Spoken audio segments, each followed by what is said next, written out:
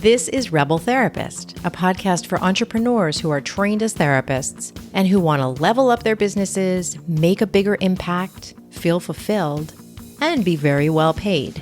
I'm your host, Annie Schusler. Hey there. It's just you and me today, and I have been watching you. I've been observing what's happening for you as you're growing your business. And when I say you, I mean you, the entrepreneur, you, the person who is working on growing your business, and I mean my participants, the people I've been working with directly. I've noticed a few places that you get stuck, and I want to talk through those things and give you my observations and what I've noticed working to get through these traps. You start out wanting to make a bigger impact, wanting to work in more creative ways, and you feel drawn to expanding your business. At the same time, you're scared. And that fear is a really good sign because it means that you're actually stepping into something big and important. And then you're really excited that you're on this path to making a bigger impact, and it feels good just like you hope it's going to feel as you get started with this. And maybe at that point you sign up for a program, or maybe you start Googling to learn things, or maybe you join a Facebook group. You take some kind of action to expand your business and to move forward. And then you start running into obstacles. Some of those things come from outside, but a lot of them come from inside. And those are some of the things I want to talk about right now. So here are 3 of the places where I see you getting the most stuck, and then what I see you doing to get through that stuckness. So the first one I'm going to call the quitting trap. This is where you take any little sign that this risk that you are going to take, this expansion that you're going to step into is not a good idea after all, and you walk away, or you consider walking away. Here are some things that come up that actually make you decide, oh, this isn't a good idea after all. You see somebody else in your field who's doing something similar to what you want to do. Someone who's created something that is in some way similar to what you wanted to create. And so you compare yourself, or maybe you even say, oh, it's already being done. Never mind. I will walk away. Another little sign that can come up that tells you, okay, this wasn't a good idea after all, could just be a tech issue. It could be that you run into something you don't know how to do in terms of technology, and you decide this is going to be too hard. My friend and colleague, Nancy Jane Smith, who wrote the book, The Happier Approach, and she was a guest on this podcast, she talks about how you've got these 2 different inner critics, and one of them she calls the monger, and this one you're probably already very familiar with. It just says nasty things to you. It puts you down. It tells you you can't do it. It tells you you're not good enough. And then there's this other inner voice that's also negative, but it disguises itself as your best friend. So she refers to this as your fake BFF. And this voice is so seductive. It will tell you to quit. It will tell you you'll feel better when you quit. You can relax. This is too hard. If it doesn't feel good, don't do it. Start watching Netflix instead. And she points out that this actually does feel good temporarily. When you quit, when you give something up, you do get this moment of relief and you no longer have to do the hard thing. And the problem that she points out is that you still actually want to do the thing.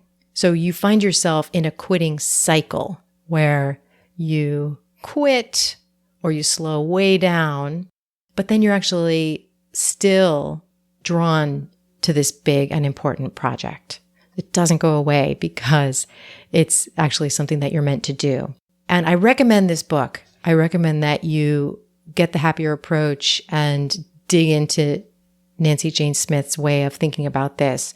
The third voice, a positive voice that she encourages us to develop in ourselves, is our biggest fan. And the biggest fan will sometimes tell you to rest or to take a break, but in the interest of you returning and doing your most important work. Your biggest fan really believes in you and knows that ultimately you can do this. My recommendation around the quitting trap, what I see working for you, is deciding that this is a good enough idea to follow all the way through with it. That doesn't mean that this idea you've got right now has to be the one that you work on for the rest of your life, but get yourself out of the quitting trap by committing to it for a certain period of time. Give yourself a time in the future when you're going to reconsider, but right now, commit to really giving it all of your energy. And don't allow yourself to waste time on indecision and on quitting and then starting and then quitting and then starting. The next trap I want to talk about is the vagueness trap. This is when you're not willing to get specific enough. You're not willing to get specific enough about your niche or about who you are and how you're unique and about the kind of work that you do. So let's say you start to hit on a specific niche and you're excited about it and you can see that this is a group of people, this is a set of problems that you would love to help with, that you would love to take a stand for and really develop your work around this and get known for it. And then here's where the trap comes in. You start to remember that there have been other people that you've worked with before. There have been other people who you've helped before. And there are other people who you really care about who don't fall into this niche. And so you start getting kind of vague about the work that you do and the people you help. And you start to try to make it a fit for everybody. And that's kind of a way of hiding. You also might have a hard time getting specific and staying specific about how you can help. You get excited about offering your work in its really unique form. And then you meet somebody who doesn't really like that way of working. And so you walk away from it. So for example, some people say that they hate anything that's woo or woo-woo. I don't feel that way myself. Give me a witch. I love what many people call woo.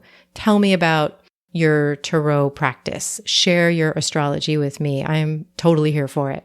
But for some people, that is a real turnoff. So if you are someone who gets labeled as woo and you are in your very best and most aligned work when you're doing a kind of work that some people really don't like, you're going to get rejected sometimes. And you're going to step into moments of rejection as you get really specific about the way that you help. So to allow yourself to grow, you're going to have to step into more rejection and really speak to the people who are looking for you and your particular way of working. I am not for everyone. I am absolutely willing to get specific about who I am and how I work, knowing that the more I do that, the more I'm going to draw the right people and the more other folks are going to turn the other way. So with this vagueness trap, we've got to get willing to be uncomfortable and we've got to be willing to be rejected. On the other side of that is really getting to reach those people who we are meant to work with. The next trap, the last trap I want to talk to you about right now is the planning trap. This is where you get stuck in planning, researching, and creating behind the scenes. Now, it is good to do some planning. It is great to do some research. And it's beautiful to step into creativity behind the scenes. I love it. And we've got to get our work out there. What I don't encourage and what I sometimes see is where you want to build an entire course or program in private behind the scenes before you get any feedback on it. So when I see people do that, it's very rare that that works out for them, that we really need to be creating our work in community and we need to be creating our work in conversation and in collaboration with other people.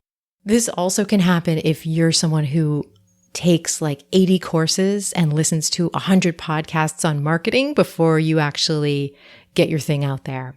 Another way that this can happen is that you're talking to a lot of people about the project that you want to step into, but you're not talking to the people who may actually need this work, and you're not talking to potential collaborators.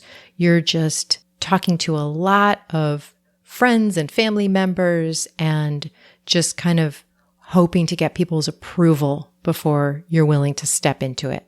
The way I see you work through this and get to the other side of this planning trap is to allow imperfection, to get your idea out there to the people who need it before it's 100% ready. You can be honest and you can bring a huge amount of value to the people you're serving before your offer is 100% ready. So don't sell yourself short.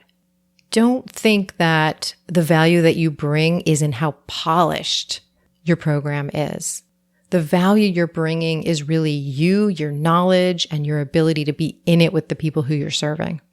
If you insist on bringing certainty to everything that you do, you're not going to be able to get your work to the people who need it. You're going to get more and more certain the more times that you iterate this offer. So my recommendation, what I see helping you work through this, is to talk to people, get into conversations with the people who you want to serve and with the people who serve those same people, and then create a pilot version or a beta version of your offer, and then make adjustments from there and start getting your work to the people who need it early in the process. Get feedback and then reiterate. The first iteration of your program is not going to be the same as the next iterations.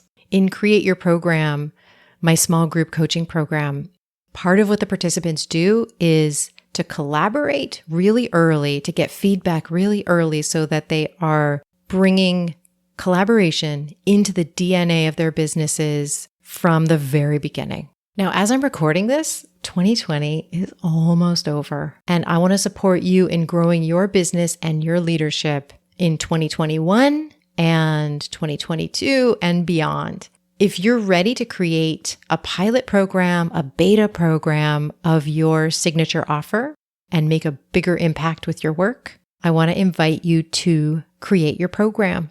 I've designed this experience to help you not get stuck in any of these traps and to help you stay with this work, stay with the discomfort, but also open yourself up to the joy of creating your signature offer and getting it to the people who need it. So head over to rebeltherapist.me/create to learn a lot more about how it works and when it's starting. And if you've already created your pilot program and you've already gotten in front of the people who need it and you're ready to grow your audience, bring more people into your program, maybe add a second program, level up your systems, and get a lot more support from innovative and committed business owners, get in touch with me about my mastermind program.